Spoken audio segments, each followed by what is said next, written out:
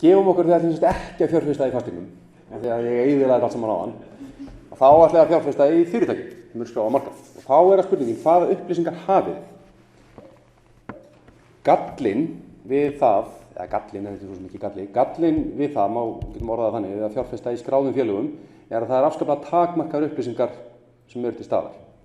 Og það er vegna þess að fyrirtækin þurfa að láta þær upplýsingar sem eru skipta máli út á markaðinn til allra, þannig að allir hafi aðgang að þeim. Þið munið aldrei geta fengið einhverjar trúnaðarupplýsingar eða fengið að vita með vissu eitthvað sem gefur ykkur forskot á aðra öðruvísi en að þar séu aðilar að brjóta lög. Þannig að það sem þið þurfa að gera, þið þurfa að fara í gegnum það sem er til staðar og reyna að rýna í það hvort að þetta sé góður fjárfestingarkostur eða ekki. Þá er ekki að hlusta á fólki í pottinum eða eitthvað svoleiðis, að öðru leyti því að ef þetta er orðið tískuvara þá eigi það að selja. En þið þurfa að fara aðeins í gegnum hvað upplýsingar eru til staðar og hvernig get ég nýtt þær til þess að mynda mér skoðun á fjárfestingunni. Og það er ekki til neitt sem heitir góður eða slæmur fjárfestingarkostur, þetta er bara spurning um verð. Einhver fjárfestingarkostur er til sölu á ákveðnu verði, mér líkar ekki verðið. Það er ekki þar að mér finnst kosturinn per se slæmur út frá einhvern svona fjárhagslegri greiningu. Ég væri til í að kaupa þetta hlutabréf ef það væri bara ódýrara. Eða ég væri til í að selja þetta hlutabréf ef það væri bara dýrara.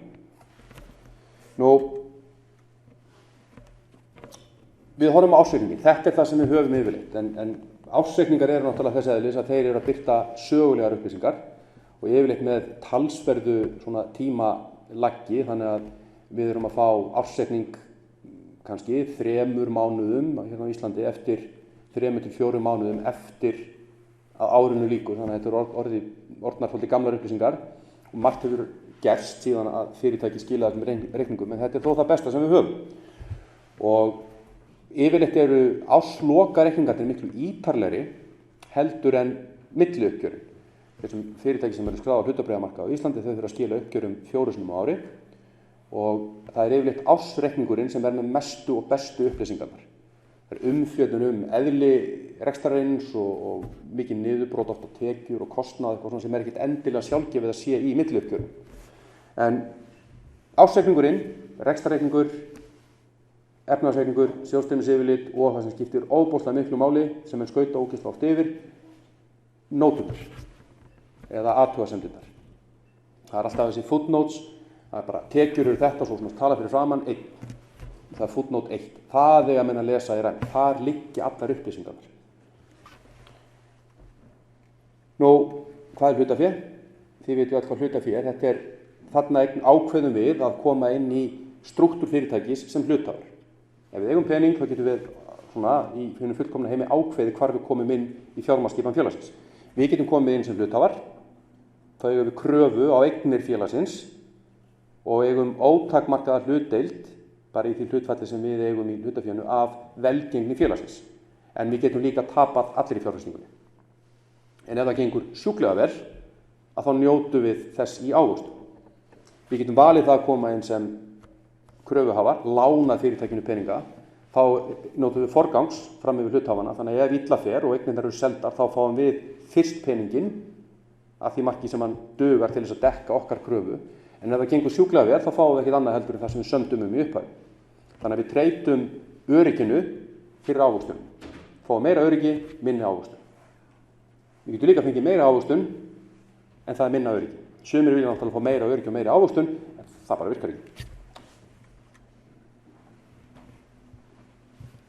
Þetta er alltaf áhættu sem fjárfesting, hvorum megin sem við förum inn, hvort sem það er sem skuldabréfaeigendur eða kröfuhafar eða sem hluthafar. En það hjálpar ofta að hugsa þetta sem í raun og veru sama hluti.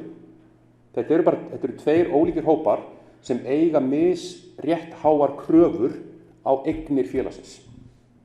Og eignir félagsins eru þá bara skila sér í greiðslum af lánum, vöxtum og afborgunum eða arði.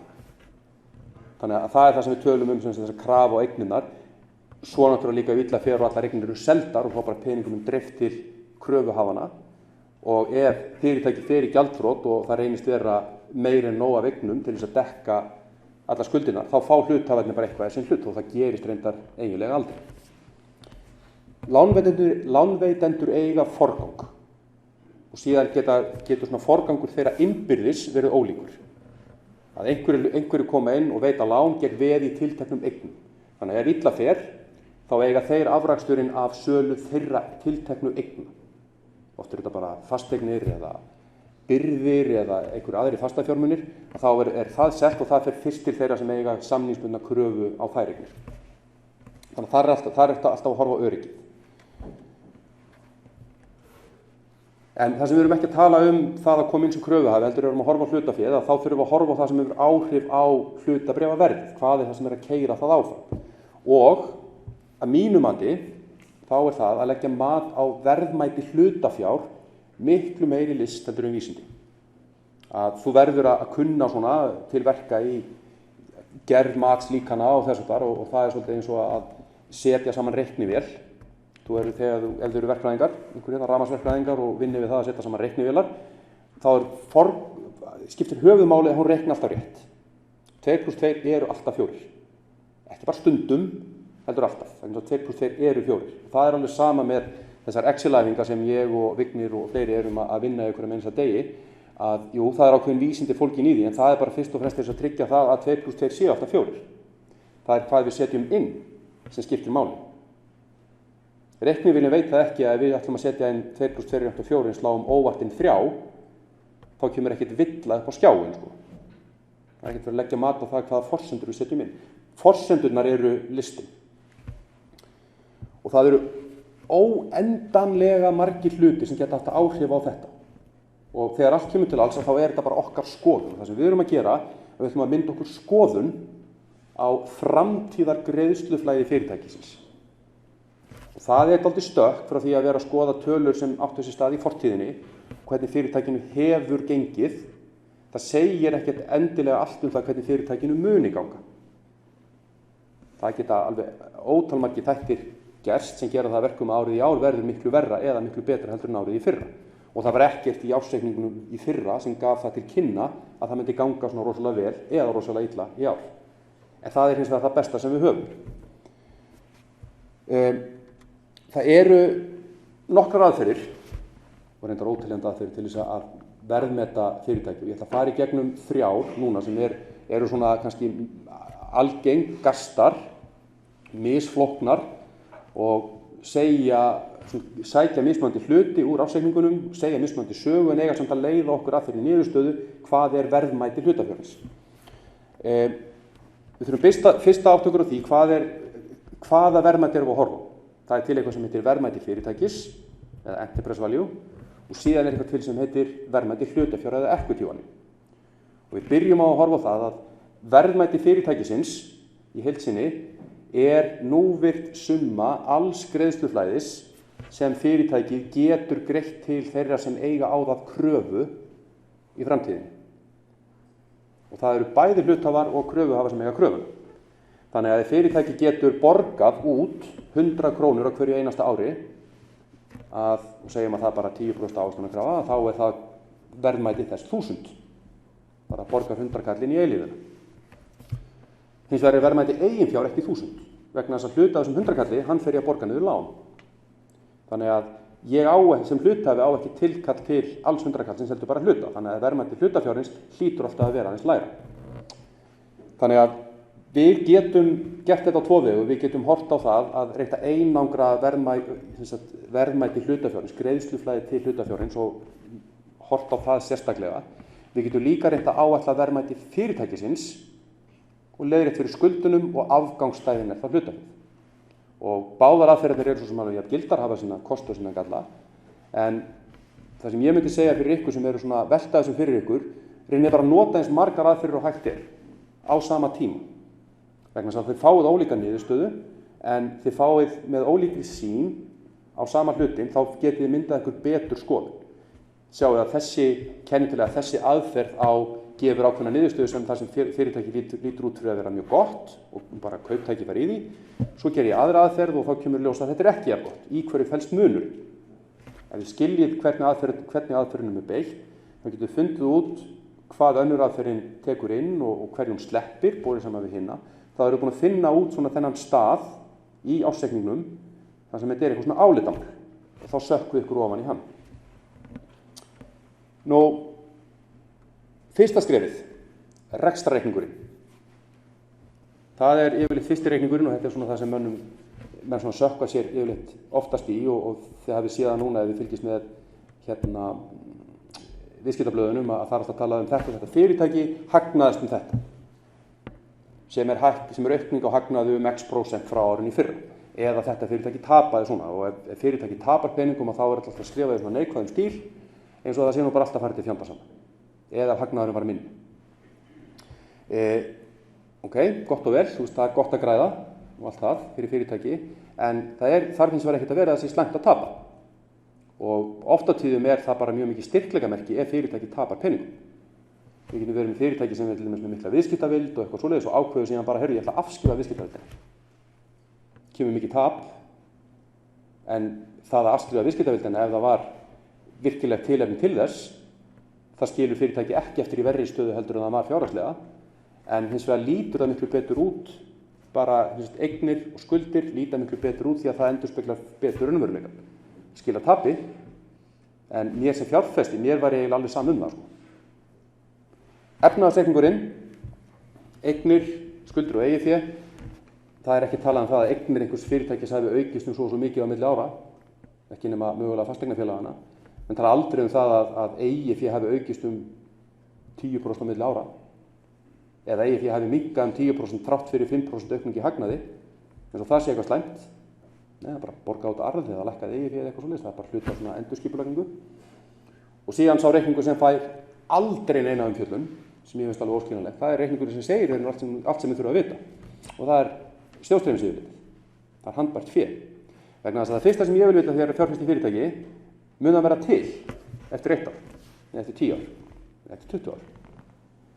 Það verða yfirtökur og eitthvað svona, en fjárfestingin mín mun hún bara hverfa eitt góðan veðurdag. Hún getur runnið inn í Google sem síðan rennur inn í Amazon sem síðan rennur inn í VFB eða eitthvað svoleiðis. Ég á alltaf hlutabréf í einhverju sem að borga mér arð vegna þess að hlutabréfið mitt heitir þá bara eitthvað annað og runnið inn í eitthvað annað. En hverfur það eitthvað? Fer fyrirtæki bara í þrot. Fyrirtæki fer ekki í gjaldþrot af því að það tapar peningum. Það getur bara verið bókhaldsleg æfing. Fyrirtæki fer í þrot af því að það á ekki peninga. Það bara kemur reikningur eða það þarf að borga laun og það bara ekki peningurinn á bankabók. Fyrirtæki fer í bankastofnun og segir, heyrðu, getið fengið lán, ég þarf að borga út laun. Nei, þú fær ekki lán, þú fá allt of mikið lána og þú getur ekki borgað með lánin sem þú ert með. Fyrirtæki snýr sér til hluthafana, heyrðu, getið þið komið meira hlutafé inn í fyrirtæki? Nei, við getum það ekki. Heyrðu, þá er það bara búið. Blússandi hagnaður í fyrra, sko. En fyrirtæki fer á hausinn vegna þess að það á ekki peninga. Þannig að ég horf á sjóðstreymisyfirlitið. Á fyrirtæki nógu mikið af handbæru fé? Fyrirtækið hefur verið undanfarin ár verið að búa til handbært fé þannig að það getur staðið undir rekstrinum. Eru bara tekjur og gjöld, standaðir undir fjárfestingum í fastafjármunum, afborgunum af lánum, svona þessu bara til þess að halda batterínu gangandi. Ef fyrirtækið þarf alltaf að taka lán hverju einasta ári til þess að geta haldið grunnrekstrinu gangandi, þá lendir það í vandræðum. Það sé ég ekki í rekstrarreikningi eða efnahagsreikningi, það sé ég bara í sjóðstreymisyfirlitinu. Ég get reiknað út úr hinu reikningunum en ég sé það svart á hvítu í sjóðstreymisyfirlitinu. Þannig að ef ég mætti velja einn reikning sem ég mætti taka með mér og eyði til þess að meta það sem eru góðir fjárfestingarkostir, ég vil taka sjóðstreymisyfirlitið. Það segir ekki allt, en það segir rosalega margt af því sem ég vil vita. Og það er aldrei fjallað þetta og ég skil það ekki. Sögulegar upplýsingar, ok, tekjur fyrirtækisins í fyrra á hagnaðurinn í fyrra segir okkur lítið það hverja tekjurnar verður í ár eða hagnaðurinn verður í ár, en það er góður staður til að byrja. Plús það að við getum farið nokkur ár aftur í tíman ef við erum heppin með fyrirtæki sem er með einhverja góða og svona þokkalega stöðuga rekstrasögu og er ekki bara að skilja rekstur. Hvað er að gerast í rekstrinu? Hvernig eru þessar kennitölur að þróast yfir tíma? Hvernig eru þær kennitölur í samanburði við sambærileg fyrirtæki hérlendis og erlendis? Er svigrúm til þess að gera betur? Eða eru þeir að outperforma markaðinn og getum við þá reiknað með því að markaðurinn nái þeim eða þeir séu kannski svona hlaupað eins og ratt og síðan springi á einhverjum tímapunkti og detti niður í meðaltali. Þetta getum við séð út frá sögulegum upplýsingum en við þurfum að mynda okkur skoðun á. Fyrirtæki sem hefur verið að klíma við rekstrarerfiðleika. Er kannski tækifæri þar, tilhneigingin á markaðnum svo að fyrirtæki sem í basli að það verður svona dálítið mikil sala á hlutabréfum í því félagi, menn svona verða hræddir og drífa sig út og markaðurinn svolítið svona hjörð. Þannig ef einn byrjar að selja þá oft svona byrja aðrir að selja. Þetta bara umræðan í pottinum aftur og selja þessu fyrirtækjum. Þetta að fara á hausinn. Allir fara að selja. Þá eru svona klóku fjárfestarnir, þeir segja að er einhver fótur fyrir þessu eða kannski tækifæri núna til þess að kaupa. Eins og Vignir kom áðan að þegar fyrirtækið hefur dottið úr 70 niður í 40, hvað átt að gera? Ef þú átt í fyrirtækinu, ætlar að selja þá vegna þess að það er að fara að tapa meiru, eða bara komið kauptækifæri? Er það vegna þess að markaðurinn bara panikaði, en þú ert ekki að panika? Og þá þarf þú þá hjálpar rosalega mikið að þekkja rekstur. Hvað eru menn að gera? Af hverju er það að lækka? Er það vegna þess að markaðurinn hélt að krokkskotnir myndu alltaf tífaldast í sölu hver einasta ári og svo koma stjórnendur fram og segja að það mun bara nífaldast og þá dettur hlutabréfaverðið niður í 90%. Já, ég hef aldrei keypt í þessu félagi ef ég sá að þeir voru að kaupa generíska plastskó sem allir geta framleitt. Þá hefði eitthvað sagt mér strax að þetta væri nú ekki alveg að fara að ganga upp. Þarna væri komið þessi pottastemning. Þetta kynnist í reksturinn og maður segir, er það fyrirtæki, eitthvað substans í þessu fyrirtæki, er það að gera eitthvað sem stendur undir þessu verðmæti? Ef grundvöllurinn fyrir þessu verðmæti 10%, 20% söluaukning á hverju einasta ári inn í eilífðina, ef fyrirtæki verður að skila því til þess að standa undir þessu hlutabréfaverði, þá veit ég bara sem aðili sem búin að skoða undirliggjandi gögn og markaðum og fyrirtæki sjálf, það er aldrei að fara að gerast.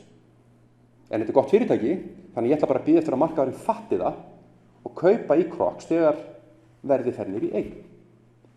Svo fer allir upp í 20, þannig að fyrirtæki hættir aldrei, Svo fer upp í 20 og þá er ég búin að græða. En þá er ég að kynna mér rekstur. Þannig að það er það sem við notum sögulegu upplýsingarna kannski helst í.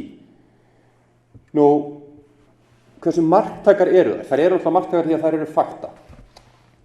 Og við gefum okkur það að fjárhagsupplýsingarnar, þær sýni raunverulega mynd af fjárhagsstöðu fyrirtækisins á hverjum tíma. Það er ekkert svona, menn eru ekki að svíkjast menn eru ekki að svindla og menn eru ekki beinlínis að ljúga. Það gerist alltaf svona af og til, en við verum að gefa okkur það að eftirlitsaðilar séu þessi eðlis og þeir segja bara, við spottum það og slík fyrirtæki eru bara almennt ekki á markaðnum. En við þurfum samt alltaf að skoða upplýsingarna með mjög gagnrýnum hætti. Ef þið ætlaði að selja bílinn ykkur á morgun, segjum ykkur að eigi bara bíl og þið ætlaði að fara með hann á bílasölu, hvað gerir þið? Þið þrífið hann. Alveg sjænið hann alveg í botn, ryksuðið hann og þið bara gera hann ógeðslega flottan. Og það er kannski einhver svona pínu skrítin gangur í honum, En þið reynir bara svona að segja, þetta bara er eitthvað, þetta er bara því að það er haust, Það er stundur svona þegar það er kalt. Þú reynir svona að bóna massana sig, þannig að rispurnar sjáist ykkur svona, þið láti bílinn lítið eins vel út og þið mögulega getið áður en þið selja hann. Það er nákvæmlega sama með gera við uppgjör. Þú reynir að setja fram eins góða mynd og þú mögulega getur bara innan þeirra regna sem gilda. Og það er bara eðlilegt. Þannig að þetta er nálgist allar upplýsingarna með þeim gleraugum, það er bara verið að það er verið að tjalda þessu til eins vel og hægt er. Þannig að ef þetta lítur illa út núna, þá veit ég að þetta er alltaf aðeins verra og ég ætla að gefa mér það. Eða ef myndin er rosalega góð, hún er örugglega góð, hún er kannski ekki alveg svona góð. Það er aðeins verið, ég hugsa ekki alveg aðeins verið svona aðeins að reyna að bóna þetta til og skúra áður en maður kemur og skoða. Þannig að vera bara alltaf gagnrýnin. Og ég er alls ekki að segja að það sé alltaf svoleiðis, en þetta hefur mér fundist vera svona heilbrigð nálgun á það því að verðmeta fyrirtæki og verið með afsveiflingana. Ég bara byrja á þessum punkti því ég ætla að vera konservatív. Ef ég er á kauphliðinni, þá ætla ég að hafa það alltaf á bak við eyrað, ég ætla ekki að borga of mikið. Þannig að það er verið að bóna bílinn svolítið mikið og það er einhver rispur sem ég sé ekki, en ég veit að það eru þarna, ég veit bara ekki hvar, en ég er ekki tilbúin að borga fyrir það að þær séu ekki. Ég vil frekar að seljandinn fyrir þá að sannfæra mig það að þær séu raunverulega ekki til staðar, skiljið hvað ég vil. Nú, við erum að horfa á væntar arðgreiðslur. Þegar ég er hluthafi, þá er það eina sem ég á að vera að horfa á, það er geta fyrirtækisins til þess að borga arð í framtíðinni. Fyrirtæki mun alltaf vera til staðar. Það er það terminal value. Ef ég hef einhverja ástæðu til þess að halda það, að á einhverjum tímapunkt í framtíðinni muni fyrirtækið hætta að vera til og verða gjaldþrota, þá á ég ekki að kaupa í því núna. Vegna þess að ef ég kemst að þeirri niðurstöðu núna, kaupi í því og vona það að engin annar fatti það, þá er ég bara farin að spila svartapjötur. Vegna þess að ef einhver fattar það á morgun og segir það út á markaðinn, þá er ég búin að tapa fjárfestingunum minni. Ef ég hef einhverja ástæðu til þess að halda fyrirtækið að greiðsluflæðið hverfi, þá bara horfi ég ekki lengur á það. Þannig að ég er alltaf að horfa á getuna til þess að borga arð, bara næstu 1.000.000 ári. Og þegar ég sel hlutabréfið einhvern tímann seinna og ætla að græða á því, það eina sem hefur gerst er það að markaðurinn metur getu fyrirtækisins til þess að borga arð á þeim tímapunkti til allra framtíðar meiri heldur en hann metur getu þess í dag. Það er enginn að gera svona. Þú voru allir að skilja þetta. Það er bara skoðun markaðarins þessu, eftir 1 ár þá mun fyrirtækið vera ennþá betur í stakk búið að borga arð heldur en við höldum að það sé í dag. Og það útskýrir hærra hlutabréfaverð og þess vegna selja ég með hagnaði. En þetta er alltaf arðurinn. Við erum alltaf að horfa á getu til þess að borga út arð. Ef fyrirtækið segir ég ætla ekki að borga út arð, þá spyrir maður af hverju. Er það vegna þess að þú átt ekki pening? Nei, það er ekki vegna þess að ég á ekki pening. Það er vegna þess að ég þarf að nota allan peninginn inn í fyrirtækinu. Ég ætla ekki að taka lán, ég ætla ekki að vera í hlutafjáraukningu. Ég er bara að fara að gera sjúklega flotta hluti og ég get ávaxta peninginn þinn betur innan fyrirtækisins og borga þér út 2-faldan ár eftir 1 ár. Heldur það að borga þér út arð núna. Þú finnur ekki betri fjárfestingarkost fyrir þessa áhættu. Þess vegna oft hækka verð hlutabréfa þegar fyrirtæki ákveður að borga ekki út arð. Þannig að sem er svolítið svona, ef maður spáir í því, svolítið skrítið vegna þess að fjárfestirinn er ekki að fá peninginn sem maður reiknaði með að fá. En það er eins og búið að sannfæra um það að hann fái ennþá meiri pening aðeins seinna. Og þá horfum við líka á það, hvað er það sem keyrir þessa getu til þess að greiða út arð. Það eru tekjurnar og það er kostnaðurinn og það eru veltufjármunir og fjárfestingar og þess aftar. Þá þarf ég að mynda með skoðun á þessum öllum hlutum. Ég þarf að segja, ég vil vita hvað ég get fengið í arð. Okay? Hvernig ætlar að gera það? Hvað myndar arð? Þannig ég vinn mig bara upp listan og fer alveg í kor hvað er fyrirtækið að gera. Hins vegar er þetta rosalega tímafrek og oft leiðinleg aðferðafræði. Þetta tekur tíma og það er miklu svona vinsælla og maður heyrir að það er alltaf að nota svona hlutfall. Já, bara verðmargfaldarinn á þessu fyrirtæki er bara svo góð, ég ætla að bara kaupi þessu. Og þá nota mér oft þetta VAF-hlutfall sem er mjög einfalt og hefur alveg svona ágætis að mínu mati, svo er einhverjum inni sem er alveg örugglega ekki sammála mér, Ármann til dæmis er örugglega ekki sammála mér, hvað þetta varðar, að þetta er svona kennitala. Þarna finnum maður verðmargfaldara. Og fyrirtæki, og kenningin er það sem svo, fyrirtæki sem eru með lágt VAF-hlutfall eru ódýr. Og það er bara góð kaupið. VAF-hlutfallið er verðmæti hlutafjár, deilt með hagnaði. Og þannig erum við að horfa á markaðsverðmæti hlutafjár. Það er bara eins og að skráða markað. Við tökum verð per hlut, sínum allir útistandandi hlutir, þá komum við markaðsverðmæti hlutafjár. Hagnaðurinn getur verið hagnaður síðasta tímabils, bara ársgrundvelli, síðasta árs. Oftar en ekki erum við að nota svona markaðskonsensus hagnað þessa árs, yfirstandandi árs, og segja þá fáum við þess að út einhverja tölu. Ef maður vinnur sér síðan tilbaka og segir ég veit hvert verðmæti hlutafjár er ég veit hver hagnaðurinn er, væntur hagnaður er, ég veit ekki hvert verðmæti hlutafjárins ætti að vera, en ég get skoða fyrirtæki sem eru sambærileg og þar veit ég þetta hlutfall. Þannig ég ætla að vinna mig tilbaka og leysa út fyrir markaðsverðmæti hlutafjár út frá því hvað önnur sambærileg fyrirtæki eru að treyta. Þá fá ég tölu sem annarkvort hærri eða lægri heldur en markaðsverðið í dag og þar af leiðandi dreg ég þá ályktun að það sé betri kaup í þessu fyrirtæki heldur samanburðarfyrirtækjunum eða verri kaup. Nú, tökum dæmi. VAF-hlutfall upp á 12, sem sagt, hlutfalli hérna, að hagnaðurinn, margföldum hann með 12, þá eru komið markaðsverðmæti hlutafjár. Það er það sem hlutfalli er að segja mér. Ef VAF-hlutfall 12 þýðir það að hlutabréf í því fyrirtæki eru dýrari heldur en það sem VAF-hlutfallið er 8. Og þar af leiðandi ekki að vera að kaupa ódýrara bréfið, vegna þess að ódýrt er gott ef ég er að kaupa það. Það liggur svolítið í hlutarins eðli. Það sem þetta hlutfall nærir ekki er það að hvort er eitthvað er ódýrt en er það endilega betra. Yaris er ódýrari en Land Cruiser, eru þá alltaf betri kaup í Yaris heldur en Land Cruiser? Stundum. Ef þú ert að leita litlum sparneytnum bíl, já, þá er betri kaup í Yaris. Ef þú ert að leita bíl fyrir 7 manna fjölskyldu og ætlar að fara upp á fjöll, þá er ekki góð kaup í Yaris. Það er bara svoleiðis. Þannig að það er ekki hægt að bera þetta saman og segja, já, því að þessi margfaldari svona, lægri heldur en hinn margfaldarinn, þar af leiðandi þetta fyrirtæki betra. Plús það, ef við horfum á þetta hérna, hvaðan ég að sækja þessar upplýsingar? Hvað það sem keyrir, hvað ég að nota úr ársreikningnum til þess að keyra áfram þennan margfaldari að þetta hlutfall? Þetta hagnaður. Og hvað það tap? Þá fæ ég vaffalhlutfall sem meikar ekkert sens. Þannig að þá ég komið með mínustölu í vaffalhlutfalli, borið saman við plústölu í öðru fyrirtæki. Ég veit að hagnaður var tilkomið vegna afskriftar á viðskiptavild, þannig að ég þarf að leiðrétta fyrir því. Þá ég strax farin að flækja þetta. Þannig að vaffalhlutfall, það segir okkur fullt, en það líka missir af fullt af hlutum. Hver staða handbærslu? Hver geta fyrirtæki sem til þess að borga af lánum sínum? Það kemur ekkert fram í þessu vaffalhlutfalli. Þetta segir mér mjög mikið, en ef ég ætla að reiða mig á það eingöngu, að þá get ég mista fullt af tækifærum og ég get líka tekið ákvarðanir sem eru byggðar á ófullnægjandi upplýsingum. Þetta er auðvelt í notkun, það verður bara viðurkennast og þess vegna nota þetta margir. Það er rosalega auðvelt að fá upplýsingar breyturnar. Þið getið farið og fundið ársreikning Haga, Icelandair, Vodafone og þar hafið hagnað síðasta árs. Þið getið mögulega grafið upp ef það hefur einhver afkomufundur eða kynningafundur þar sem eru með svona gætans fyrir næsta ár, hver hagnaðurinn gæti mögulega orðið. Þið vitið nákvæmlega hvað er markaðsverðmæti hlutafjár. Það bara uppfært í hverjum einustu viðskiptum sem eiga sér stað í kaupullinni. Þá finnið út vaffalhlutfallið. Þannig að hlutabréfið verið hækkar aðeins og hagnaðurinn hefur ekkert breyst, þá er hlutabréfið orðið aðeins dýrara. Svo lækkar það, þá er orðið aðeins ódýrara. Þá ætti það að kaupa. Mögulega, eða ekki.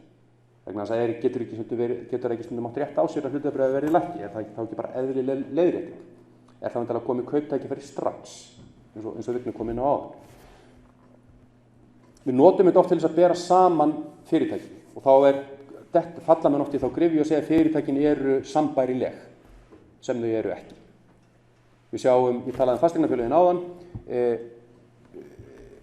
mér finnst að það sé ekki hægt að bera saman Reiti og Regin, eða Regin og Eik, eða Reiti og Eik. Þetta eru ekki eins félög, þau eru lík, en þau eru ekki eins. Þannig að mismunandi vaffalhlutföll í því tilfelli segja mér ekkert rosalega mikið. Ég get alls ekki borið saman Wow og Icelandair ef ég hefði upplýsingar Wow. Ég get ekki borið saman Síman og Vodafone. Hvort ekki fjarskiptafyrirtæki, en þau eru bara ofboðslega ólík í grunninn. Bara allt annað business model hjá þessum báðum félögum. Þannig ég get ekkert notað kennitölur úr rekstrarreikningum þessara fyrirtækja og sagt einhvern veginn annað betra heldur en hitt. Ég sé ekki þessa sögu í gegnum þetta. Hérna sjáum við dæmum þetta, við erum svo búin að fara í gegnum þetta, að vaffalhlutfall 6,67. Það er bara verðmæti hlutafjár, deilt með hagnaði, það gefur mér þetta hlutfall. 6,67. Er þetta gott eða slæmt? Ég veit ekki, ég þarf meiri upplýsingar. Þá nota ég oft þessa hérna aðeins sem ég er aðeins hrifnar af og það er EVAF EBITDA. Þarna er ég búin að taka inn skuldirna líka, vegna þess að ég er að horfa á enterprise value. Og þarna er ég að horfa á verðmæti skulda og verðmæti eiginfjár, því að skuldir eru til staðar í fyrirtækinu og það þarf að borga af þeim. Eignir fyrirtækisins eru ekki bara að fara að borga af hlutafénu, heldur líka af skuldum. Og EBITAn finnst mér vera aðeins marktækari heldur en hagnaður eftir skatta, vegna þess að EBITDA er svona þessi grunnhagnaður, það er þessi hagnaður sem stjórnendur fyrirtækisins geta haft áhrif á svona til milli langs tíma, bara með sínum ákvörðunum í svona daglega rekstri. Hvað á ég að framleiða mikið? Á hvað á ég að selja það? Hvað ætla ég að borga í laun? Hvað ætla ég að borga í leigu? Stjórnendur fyrirtækisins hafa ekkert rosalega mikil áhrif til skamms tíma á þá þætti sem koma fyrir neðan EBITDA. Sem sagt, afskriftirnar, þær eru svolítið meitlaðar í stein, bara út frá fjárfestingum í fortíðinni. Jú, það er virðisrýrnun á viðskiptavildi eða ofnislegum eignum. Það eru skattarnir, menn stjórna þeim ekki. Það eru pólitíkusar sem gera það. Og vaxtagjöldin eru líka bara afleidd starfa þeirri skuldsetningu sem þetta staðar í fyrirtækinu í dag. Þannig að EBITAn segir mér svolítið svona, ef ég hef áhuga á því hversu góðir stjórnendurnir eru, þá hef ég skoðun á því hvernig managera þeir EBITum. Til lengri tíma hef ég náttúrulega sjálfsögðu skoðun á því hvernig þeir stýra öllum hinum þáttunum, en ég veit að það er mikil tregða í að það breytist til skamstíma. Það tekur bara tíma að snúa því skipi við. Ef verð á hlut er 10 og útistandandi eru 1000 hlutir, þá er markaðsverðmæti hlutafjár 10.000. Ég bæti svo við útistandandi skuldum sem eru 8.000. Og á að segja flækja þeim droslega mikið, þá erum við alltaf að tala um markaðsverðmæti skulda í þessu tilfelli. Þannig að fyrirtæki komið í rekstrarerfiðleika, þá er bókfært virði skulda ekkert endilega það sama á markaðsvirði. Þannig að enterprise value, verðmæti fyrirtækisins, er 18.000 í þessu tilfelli. EBITDAn, hana finn ég í rekstrarreikningnum, ég er ennþá eiginlega ekkert farin að skoða hina reikningana, en EBITDAn hérna segir mér að þessi 2.500 þá helst á næsta ári. Ég vil alltaf byrja að horfa á það tímabil sem ég get fengið að fara að njóta afraksturs af. Þannig að ef EBITDA er 7,2 í þessu tilfelli. Og alveg eins og með VFH-hlutfall, ef ég myndi sem bera það saman með annað fyrirtæki og fá út ef EBITDA upp á 10, þá get ég algjörlega sagt að þetta fyrirtæki sem ég er að horfa hérna, það er ódýrara. En ég er ekki ennþá komin á þann stað að það sé betra. Ef ég er að bera saman við annað fyrirtæki og fæ út að ef EBITDA-hlutfallið er lægra hérna, en ber síðan saman VFH-hlutfallin á milli sömu fyrirtækja og fæ það út að VFH-hlutfallið hérna er hærra. Að þá samkvæmt einu mælikvarðanum er fyrirtæki 1 hagkvæmara en samkvæmt hinum er það óhagkvæmara. Þá fer ég að skoða. Þá er ég farin að skoða, af hverju er þessi munur? Sekk ég mér ofan í fyrirtækin og finn út hvað er það sem er að keyra þennan mismun. Þá er ég farin að kynnast fyrirtækinu betur. Ef við gefum okkur, í þessu tilfelli hérna, nú þurfum við að fylgjast með, því að ég setti þetta snælega upp, ef að þetta er 7,2, hérna, og nú ætla ég að velta fyrir mér, er kauptækifæri eða sölutækifæri í þessu fyrirtæki? Og ég er að vinna bara samkvæmt frekar takmörkuðum upplýsingum. Ég fer á Bloomberg og ég finn eitthvað svona ef að EBITDA proxy fyrir fyrirtæki þessum geira og kemst að því að ég ætti að vera að horfa á ef að EBITDA 7,5. Hvað ætti þá hlutabréf að vera? Ég veit að það er kauptækifæri í þessu. Ég veit sem að verð á markaði er lægra heldur en það ætti að vera vegna þess að hærra VFH-hlutfall þýðir það að hlutabréfið ætti að vera dýrara. Þannig að þá bara reiknaði ég mig tilbaka. Þá plugga ég inn og þá er enterprise value, það er þessi óþekkti faktor sem ég þarf að vita, vinn mig tilbaka og fæ þá út að markaðsverðmæti hlutafjár ætti að vera 10.750. 1000 hlutir. Þetta ætti raunverulegt verðmæti hlutabréfsins ætti að vera 10,70 en ég get keypt það í dag á 10. Þannig ef ég trúi því að ef þetta eigi að vera 7,5 og það sem markaðurinn muni fatta fyrir þess ég er bara svo fyrsti sem fattar það, þá kaupi ég. Vegna þess að þá ég geta selt þegar markaðurinn fattar þetta á 10,75. En svo er einmitt svo skrítið með hann að marka, hann bara vill stundum alls ekki vera sammála með. Þetta er auðvelt í notkun, það er auðvelt að fá upplýsingarnar en það tekur tillit til skuldsetningar fyrirtækja og það er það sem skiptir, við náum ekki í VFH-hlutfallinu en við náum því inn í EBITDA-hlutfallinu og það skiptir líka miklu máli. En verðmætið byggir á öðrum þáttum. EBITDA jafngildir ekki arði. EBITDA mínus afborganir af skuldum jafngildir heldur ekki arði. Þannig að ég vil fá að vita hver arðurinn, hver er getan til þess að borga út arð. Og þá erum við með aðra aðferðafræði sem ég er mjög hrifinn af, sem er sjóðstreymisgreining. Hún er tímafrek og hún getur verið svolítið flókin en hún margborgar sig ef þið ætla að sökka ykkur ofan í fyrirtæki til þess að virkilega skilja hvort það eru kaup eða sölutækifæri. Þarna eru þið eingöngu að horfa áætlanir til framtíðar. Ég ætla að mynda mér skoðun á því hvernig fyrirtækinu mun ganga næstu 5 árin á ársbasis og síðan bara eitthvað svona steady state eftir það. Og ég þarf að mynda mér skoðun á tekjum, kostnaði við seldra vara, launum, rekstrakostnaði, afskriftum, fjárfestingum, afborgunum á lánum, öllum pakkan. Og þá fæ ég út eitthvað svona það sem ætti að vera markaðsverð miðað við stöðun í dag. Sem getur verið hærri eða lægra bara eftir miðað við það hvað markaðurinn segir. En það sem er svo gott við þessa aðferðafræði þarna, að þið getið sagt ef ég fær inn sem áhrifafjárfestir í fyrirtæki, ef ég er að fara inn og ætla að kaupa það stóran hluta að ég get sest í stjórn, þá get ég lagt til við stjórnendur fyrirtækisins að þeir grípi til ákveðina aðgerða sem ég get séð út frá minni greiningu sem munu auka verðmæti hlutafjár. Eins og þú spurðir áðan tækifæri til endur fjármögnunar á fasteignafélögum. Ef ég gerur svona greiningu á fasteignafélagi og segja að það bara í þessu fasteignafélagi það er bara heilmikið tækifæri til endurskipulagningar og endur fjármögnunar og endur samninga við leigutaka. ég ætla að kaupa hlutabréf í fyrirtækinu núna, ég ætla að kaupa það mikið að ég get sæst í stjórn og ég ætla að segja stjórnendum að gera þetta. Og svo gera þeir þetta, markaðurinn fattar það og ég sel og ég hagnast.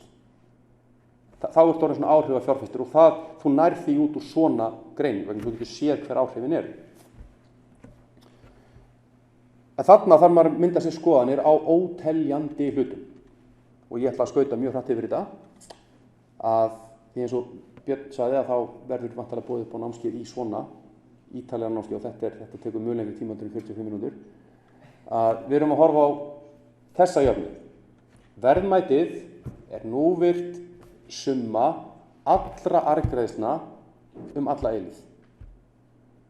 Og þetta er ógeðslega einföld jafna, en forsendurnar sem fara inn í þetta að fá eitthvað vitrænt út úr þessu eða öllu þetta er eitthvað sem maður getur treyst að byggja á einhverjum svona upplýstum skoðanum mann sjálfs, að það er það sem gerir þetta flókið. Og þá setjum ég upp svona.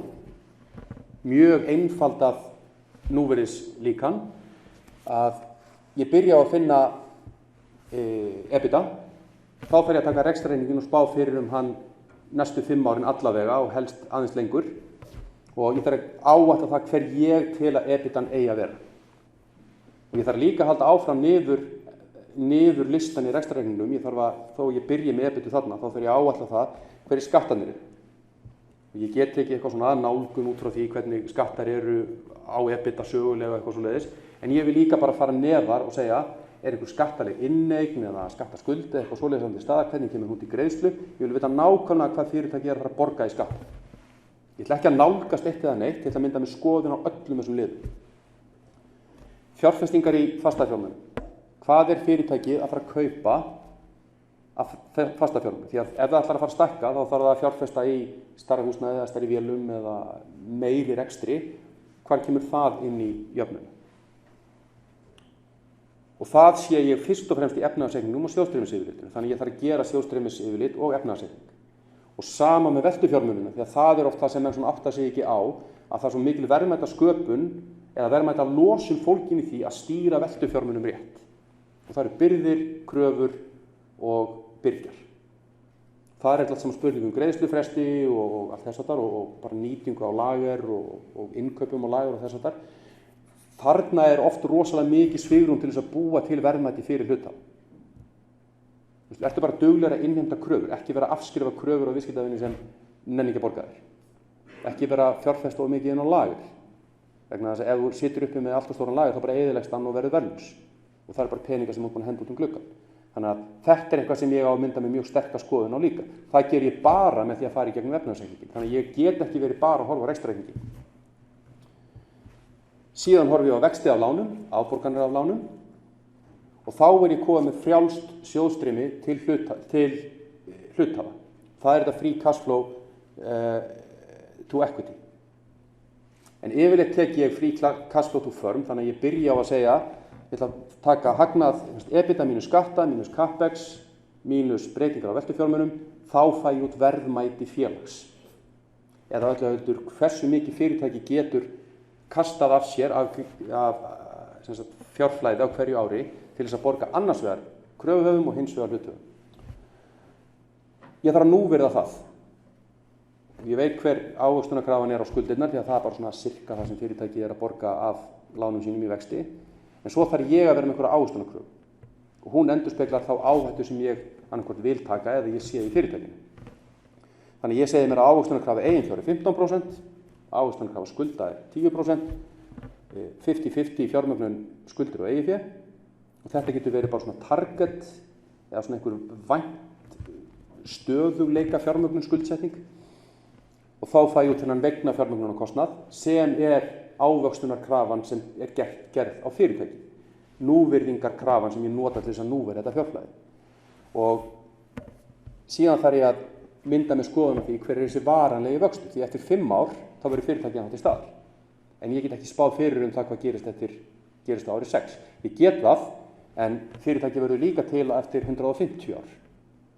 Og hvernig verður breytingi frá ári 149 til 150, ég hef ekki hugmynd og ég nenni ekki að spá einu fyrir það. Þannig ég gef mér að einhverjum ákveðnum tímapunkti þá sem sé svona stöðugleika punkti náð. og það bara vex þetta allt saman bara svona rosalega jafnt og þétt og bara í takt við hagkerfið.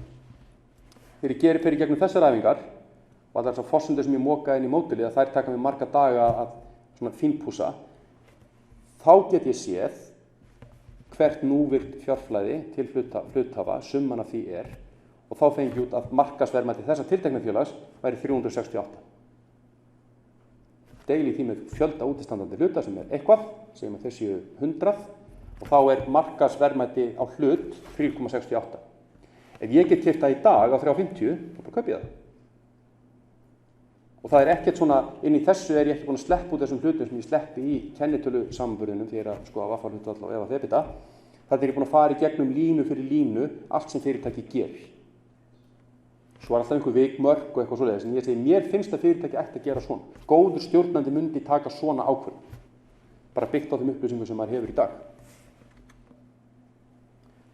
Kostirnir, það tekur til margra þátta, horfir á fyrirtæki, við erum ekki að fókusa á það hvað aðrir að gera.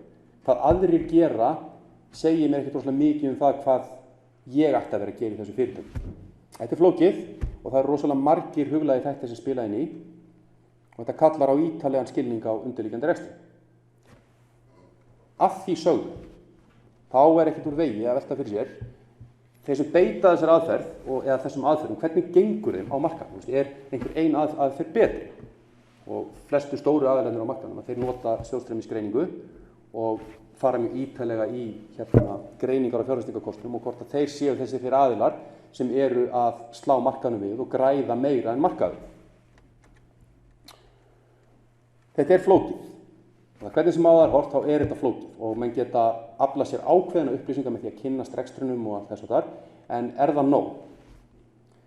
Þetta kötturinn Orlando í Bandaríkjunum og hann valdi hlutabréf yfir nokkur ára tímabil með því að slá leikfangamús yfir svona stórt kort með nöfnum, lógóum fyrirtæki sem skráður á hlutabréfamarkað. Þannig að hann sló í músina og músin lenti á einhverju fyrirtæki og þeir sem voru að gera rannsóknina þeir sem kaupið með þessu fyrirtæki. Svo fyrir kötturinn og slær músin eitthvað annað og kaupið með þessu fyrirtæki líka. Niðurstaðan var svo að markaðurinn hækkaði á þessu árinu 2012 3,6%. Fyrirtæki sem kötturinn Orlando valdi hækkuðu 10,9%. Atvinnumenn á markaðnum á Wall Street sem gera svona greiningu, þeir högnuðust 3,5%, minna heldur en kötturinn og krakkar, leikskólakrakkar, þau völdu fyrirtæki sem voru þá með 3,2% í neikvæða ávöxtun. Þetta geti verið eitthvað svona, menn hlæja þessu og segja þetta alltaf bara heppni og eitthvað svoleiðis. Þá ætlum ég að kynna ykkur hérna fyrir apanum Adam Monk. Hann ávaxtaði fjármuni mun betur yfir nokkur ára tímabil heldur en CNBC sérfræðingur í fjárfestingum.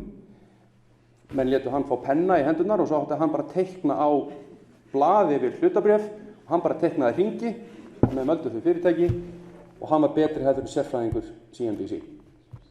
Þannig að þetta á svolítið að hamra heim þeim punkti að það skiptir yfir einhverjum máli hversu ítarlega greiningu þið gerið.